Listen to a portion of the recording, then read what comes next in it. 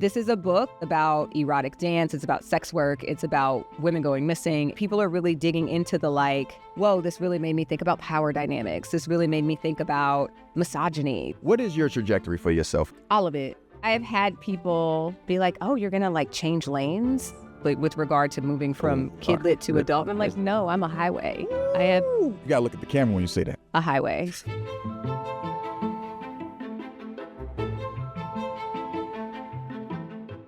Good afternoon, everybody. I'm Yahdon Israel, senior editor at Simon Schuster, and today I'm joined by author Nic Stone. Thank you for joining us on The Right Reasons. Welcome, Nic. How are you doing? It's been a great day. Has it been? It has. Tell us about this jacket that this jersey mural. Now, what's wild is I'm wearing it inside out right now. What's the it? Now, so this is a leather jersey. Okay. Handmade for me by Mr. Carl Kanai himself. Carl Kanai. It's like the dream of my 15-year-old heart. Yeah. I am as millennial as it gets. Carl Kanai is just 90s hip hop everything. Right. And so to have him make this gorgeous jersey for me with this lining is sick. That's lining. It's everything. You have to watch Bookstore Blitz. To see the other side. At Bookstore Blitz. You must watch Bookstore Blitz. Yes. Adult board books, picture books, graphic novels. I deliberately wore the opposite side because it's important for you to watch both of these things. Yes. Mm-hmm. I like that. I'm so glad. Okay. So Nic, we got to get into, we got time and we don't have time. You know what I'm talking about. Listen, all the time and none of the time. Puma. Yes. Oh, look at it. Right. There it is. There it is. Let's just talk about the inspiration for Boomtown. Where did the inspiration for Boomtown come from? I love how I have to talk to you like I'm not a part of... You have no idea. I've never asked these questions. Don't know anything. So the fun story here is Boomtown came from a conversation I was having with another children's literature author who lives in Atlanta, who vaguely, this is probably 2018, 2019, she just vaguely mentioned wanting to write a story set in a Black strip club, but she's not Black. So I was like, no, I think I'll do that. And at the time, I was I guess a couple years later, but there's a TV show called P-Valley. I know P-Valley. Oh my God. Let's talk like we know each other now. We've done the thing. So P-Valley. P-Valley. You know P-Valley. Yes. P-Valley is this story. It's this TV show set in Chucalissa, Mississippi. Yeah. About a strip club. Yeah. And I was obsessed with the show. And I'm also obsessed with Gone Girl. Literally threw my Kindle across the room when I finished. And that was the moment that I was like, oh, this was some good shit, right? When you have that kind of visceral reaction to a book, that means a lot to me. Right. So I thought to myself, I love Gone Girl. I love P-Valley. I love strippers. Let's put it all together. And that's where Boomtown came from. Yeah. Yeah. And talk to me about the thriller. What about Missing Black Women? What about strippers, P-Valley, and Gillian Flynn? How did it all come together in the suit that was Boomtown? Why those distinct elements? Why did you want a thriller that featured Black women? Why did you want to use the thriller to explore this notion of what happens when Black girls go missing and we don't look for them? And why did you want to make that sexy? Gabby Petito. So when Gabby Petito went missing and suddenly the whole nation is like, oh my God, where's Gabby Petito? I was just like, if Gabby Petito was a Black girl, this would not be happening this way. And well, say more. What do you say more about that? So I was in Walmart 2 weeks ago, and in the Walmart I was in, at the front of the store, there is a poster of missing children, missing kids. Every single kid in this poster was Black, and they'd been missing for an average of a couple of years, right? And these are names that I'd never heard before. These are children. These are people with lives and vibrance. And I remember earlier this year getting tapped by a teacher from a high school in the county where I grew up in Georgia because a student was missing and the police wouldn't take it seriously. Right. And this is a little Black girl. It's a Black girl. She's 15. Right. And it's just knowing that the value, and this is borne out by evidence, it's borne out by statistics. Right.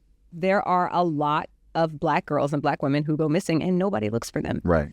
And so I really wanted to explore that in this novel. And I wanted to explore, the interesting thing is I don't really go into why, right? Like there's really no point in Boomtown where I'm going into why nobody looks for missing Black girls.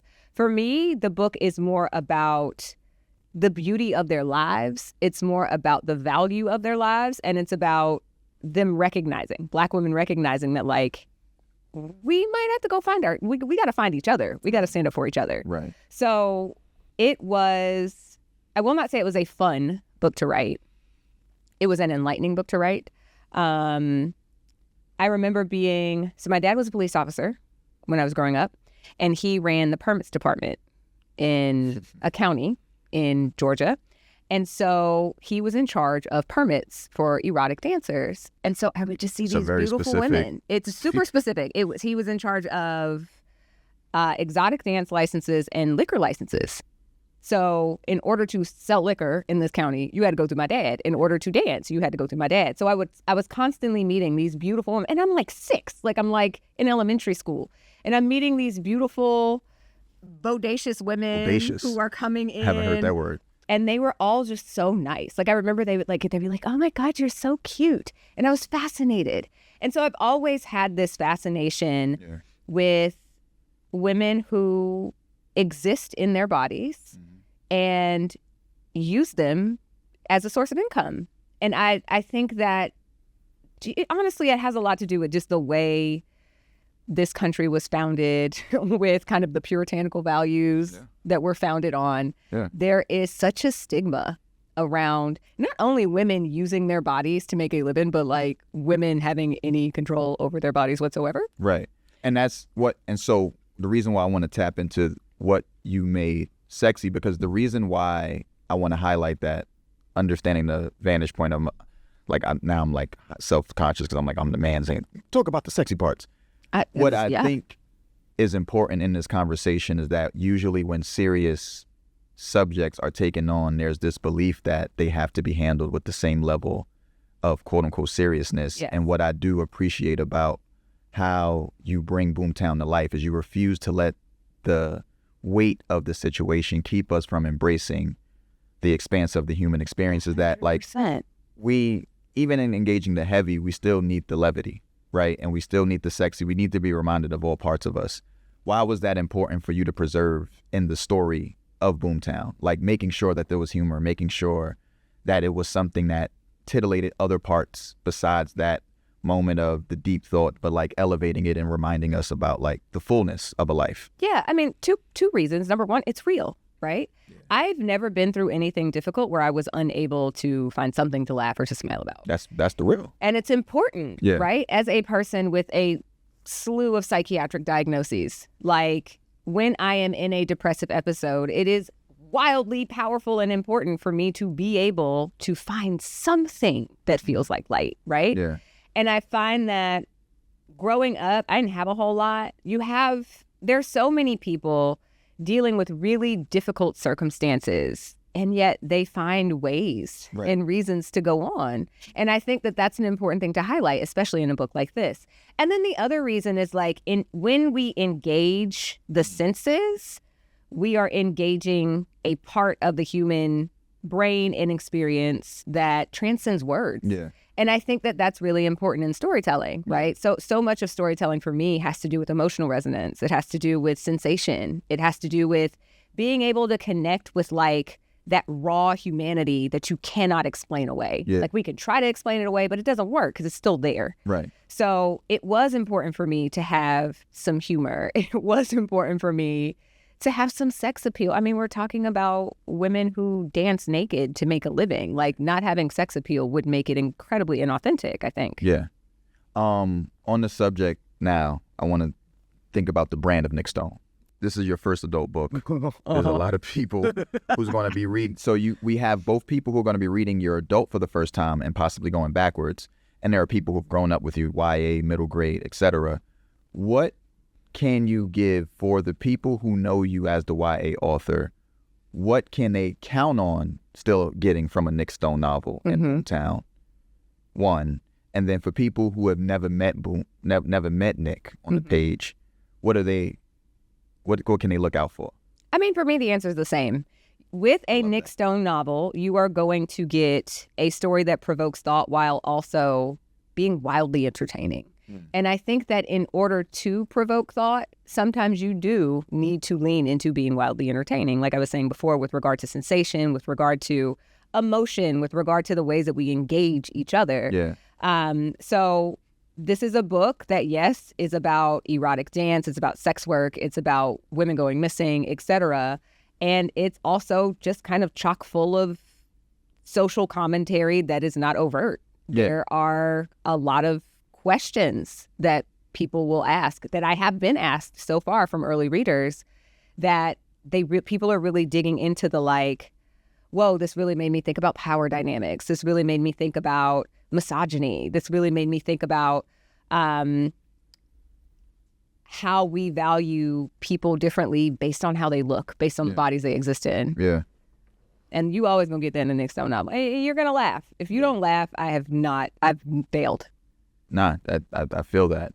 I had the pleasure of taking a class that you offered a couple years ago. Yeah. And so then when I found out you were interested in editing this book, it made me very happy. How did it feel having this proposal come across your desk? And then once you finally got the manuscript? I understood that you were already, as an artist, as an author, on a trajectory where you were using books as a way to get us as a culture to imagine different kinds of circumstances that are otherwise difficult to imagine when they're taken head on.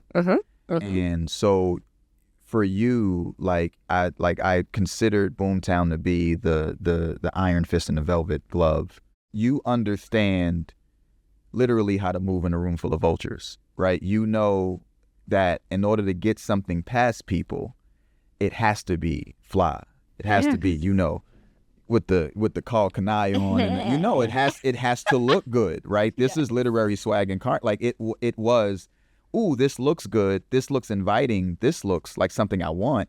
Your way of moving through the world and your way of understanding books as a vehicle and a catalyst for that highway you're taking them on is that experience of Nic Stone. But there's so many exits that you take that you can get off here, but then you can get back on the Nic Stone highway. When I read the book, because remember, it wasn't, for people who don't know, this was a partial manuscript. And I actually appreciated it that it was a partial, because it opened the opportunity for us to collaborate on not just the ending or the cosmetic parts, but the deep parts about really writing a book and publishing a book that loves on the people who we love. Yes. Right? Agreed. And so the women on the the woman who's on the cover is how do we write a book in the thriller space to Black women that's not just about them and not just for them, but to them, directly, as if they're the only reader that matters, which is not to say that they are, but to be able to be the girl that the singer points at. Yeah. So you come on stage. Yeah. Right? We take for granted how necessary that feeling is to feel pointed at and invited on stage. And that's what I feel like Boomtown did. You were talking, it was I was in the conversation, I'm not a Black woman, obviously, but I saw who you were pointing at, and I was oh, I want to be the interlocutor. I love it. Very pro specificity. Yeah. Yeah. We know words. Yeah. You know words. We do know words. Put words across the screen. We love words. We talk about this, but for people who want to know the difference between YA and adult, middle grade, what for you now, writing your first adult novel, what can you tell a layman reader about what the differences are in your experience writing it? Yeah, I mean, so in writing children's literature, there are so many things that I have to be mindful of. And this is specifically for the kind of books that I write. So with the children's literature space, I'm typically writing books that perform well in schools and libraries. I have books that are in curriculums, right? And so there is it is a flex. That's a flex. And it's wild. It's not something I think I'll ever get used to. Come on now. Getting an email from a kid that's hey, I just finished reading your book in my social studies class, or I read it for English in 9th grade, etc. and hearing how they are impacted by the book, knowing that there are going to be kids reading these things, there is an element of like, is there educational content in here? Yeah. What is in this book that a kid is going to be able to read and learn from, right? I don't have to do that in the adult space. I can just make art, frankly. Yeah. There is a difference in language, obviously. And I'm not even just talking about like the use of profanity, but even down to things like subtext. With young adult books, with middle grade books, you can't have it. Like, it's like there has to be a bit more exposition. That was something I can say that I learned editing this novel, was there was so many ways that you repeated certain information later. And I'm like, oh, this is a developmental thing. Correct. Like a 10-year-old, 11-year-old needs to be reminded of something that happened 75 pages ago. Correct. Where an adult, you're optimistic about the fact that person, you structured this in a way where they don't have to get that repeat. Correct. And I was like, oh, okay, it's not just about content, right? No. It's about how we understand the human mind to develop. Yes. And which is why, like, what's crazy is that, the U.S. is understood, like the majority of the average American reads at the 6th grade, 7th grade reading level, right? Which is ironic when you think about the fact that, like, as much as we've created these lines between books, one of the widest, the genre that's read the most, or the category that's read the most by adults is YA, right? And so what I appreciate about Boomtown, and what I think people are going to love about Boomtown, is the fact that it is a read that honors what the majority of the amount of people, the average person, can hold. Yes. But the ideas that are in it and the ways in which you get to these ideas are expansive. Agreed. Yeah. And I think that the other thing is, when writing adult, I can leave space for interpretation. Yeah. I can't do that in children's literature. Like, so frequently with kids' books, kids don't know, they're still trying to figure out their own emotional landscapes. So having a character experience a thing and then telling the reader what the character is experiencing emotionally is important, because it's like you're making a connection between emotional language and what you're seeing on the page, what the character is experiencing. But like, I don't do that in adult. Like, this is what happened. How you feel about it as an adult, you get to have that. Like, that's your thing. Yeah. So that was actually kind of fun. I enjoyed not having to do so much guiding. Yeah. You could just walk. I'm just chilling. Let them follow you. Yeah. Do you imagine staying in the adult space moving forward? What is your trajectory for yourself? What you trying to do? All of it. All of it. All of it. What's some of it? I mean, so there will be another adult book. Come on now. That I'm really excited about writing. Another thriller. Another murder. There's a murder involved, obviously. But then I also want to do a short story collection. I've got to be murder. You gotta have murder. There's a short story collection in my head. There are things related to visual projects that I'm doing. There's a tour de force is what they call what you're doing. I the metaphor I like to use is, I've had people be like, "Oh, you're gonna like change lanes." Like, with regard to moving from kidlit to adult. And I'm like, no, I'm a highway. There are lots of lanes. That's a bar. You got to look at the camera when you say that. A highway. A highway. Because it's important, right? Like, I think it's important for people to recognize that it's okay to be multifaceted. It's okay to have multiple talents. It's okay to be able to write for different audiences. Like, we don't have to box ourselves in. Nic Stone is the highway. And it's hard to accept sometimes.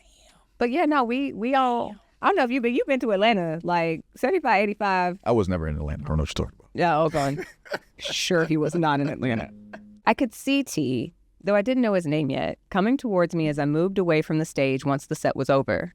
With the mood I was in, I hated him on sight. His presence felt like an invasion. Not that I had anything against white men in general, but I'd had more than enough encounters with ones like him, who moved as though nothing was immune to their will, to last a lifetime. "Excuse me," he said from behind me as I went to speak to a group of attorneys who frequented Town Hall Tuesdays. "Excuse me, miss?" I ignored him. As I laughed and flirted with the regulars, he hovered like Casper the Friendly Ghost, all pale and conspicuous. I'd hoped he would take the hint and buzz off, but he wound up doing the opposite. "Excuse me, Lucky?" he said, taking a step closer. I looked at him over my shoulder. "Yeah?" "My name is T. I'd like to request a dance from you. I'm not available right now." And I turned back to the group. "Understood," he said. You mind telling me if you intend to avail yourself before the night is over? Avail myself? Who the did this man think he was? I turned to face him fully. To you? I said. No, probably not. His eyebrows shot to his hairline. It gave me a little thrill. There were few things as satisfying as making it clear to a man who thinks he owns the world that he does not own me. I have a number of regulars here tonight that take priority. Well, how do I get on that list? He stared into my eyes, and though it was deeply unnerving, most guys I encountered at work couldn't keep their eyes above my neck for more than a couple of seconds. I also had a hunch that he used eye contact as a damn coercion tactic. But I really wasn't the one. Sir, I mean you no disrespect, but nothing about you says I should be a priority to me. Not over customers I've been entertaining for years. He held up a wad of money. $1,000 for a single dance, he said. Come on. Would the money have been great? Of course, but I refuse to even look at it. I'm really good, I said. Appreciate the offer, though. I hope you have a good night. And I turned to take my leave from him. The attorneys had moved to a booth and were throwing singles in the air while Twiz, Guapa, and Shine danced their asses off, the last making it clap over the table as a server delivered multiple orders of lemon pepper wings. Had to love Atlanta. I moved to join them. That shit I said about regulars hadn't been true at all. I just had no interest in sating this white man's tawdry little I'm totally into black women visual fantasies. But the mother grabbed my arm. He realized his mistake when I whipped around rage first. He lifted his hands in surrender, but I stepped right into his face, finger raised. Don't you ever put your hands on me without my permission. Got it? Okay, my bad. Is there a problem here? One of the guards had approached us. Nah, there's no problem, Randy, I said, looking right into T's cactus-colored eyes. This patron and I just needed to come to an understanding. Right, T? His head cocked just the slightest bit, and this time, he did give me a once-over. Once he met my gaze again, he looked impressed. Yeah, that's correct, he said. Another time, then? It was a question I wasn't expecting. A challenge, even. I'd never been one to back down from a challenge. I think not, actually, I said. Though again, I appreciate the offer. I turned and walked away, knowing his eyes would be on me the whole time. And the more distance I put between us, the more bothered he would be that I hadn't given him what he wanted. What I didn't expect was the feeling that overtook me as I went, because that challenge had sparked something inside me, and I really hoped he would come back. All right. We're good. All right. Yeah. That is the right reasons.